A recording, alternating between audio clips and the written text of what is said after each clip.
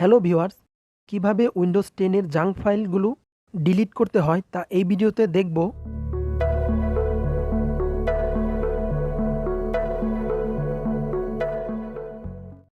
Keyboard থেকে Windows এবং আর একসাথে প্রেস করব। রান অপশনটি চলে আসবে। এই অপশন থেকে টাইপিং করব টেম্প, অর্থাৎ টেম্প ফাইল দূর করার জন্য এই রান অপশনে লিখতে হবে টেম্প।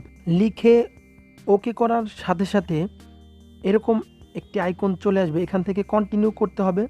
কন্টিনিউ করলে দেখা যাবে অনেকগুলো জাঙ্ক ফাইল। এই সবগুলো ডিলিট করব।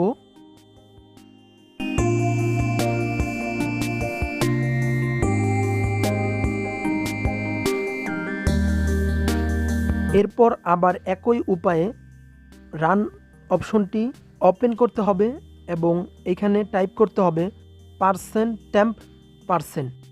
এইটা লিখে জাস্ট ওকে করবে। ওকে করলে এরকম জাঙ্ক ফাইল শো করবে। এগুলো সব ডিলিট করে দিতে হবে।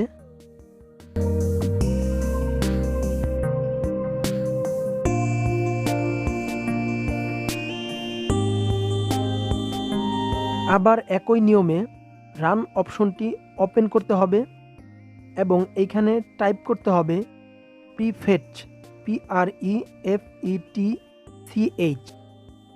এই লেখাটা লিখতে হবে এবং লিখে ওপেন করে এরকম জাঙ্ক ফাইল চলে আসবে। এগুলো সব ডিলিট করতে হবে। এই সবগুলো জাঙ্ক ফাইল পার্মানেন্টলি ডিলিট হয়নি এখনও, সেই জন্য রিসাইকেল বিন থেকে সম্পূর্ণ এমটি করে দিতে হবে। এমটি করলে অল জাঙ্ক ফাইল ডিলিট হয়ে যাবে। যদি ভিডিওটি ভালো লাগে একটি লাইক দেবেন। ধন্যবাদ।